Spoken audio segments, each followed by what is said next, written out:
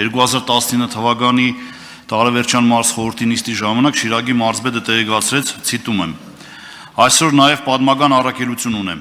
վարչապետի անունից հայտարարելու եմ, որ եկող տարվանից Անիի սահմանը բացվում է հայ մարդու համար, եւ առանց դժվարությունների մարդիկ կարող են գնալ ու տեսնել Անին. Սահմանային ռեժիմի փոփոխություն կունենանք»։ Տեղեկացնեմ, որ խոսքը Շիրակի մարզի սահմանամերձ Խարկով Նորշեն գյուղի մասին է, որը մեր պատմական հայրենիք Անի բերդաքաղաքից բաժանվում է ընդամենը Ախուրյան գետով։ Ներկա պահին գյուղը փակ է եւ գյուղը մուտք գործելու համար հատուկ թույլտվություն է պետք, որի ստանալը բավականաչափ երկար ժամանակ է տևում։ Ցավոք սրտի այս հայտարարությունից արդեն անցել է 5 տարի ժամանակ եւ խնդիրը այդպես էլ լուծում չի ստացել եւ իրավիճակը նույնն է մնացել։ Հիմա հարցս. արդյոք հիմա այդ խնդիրը կառավարության օրակարգում է եւ ինչ քայլեր են ձեռնարկվում այդ հարցը դրական լուծում տալու համար։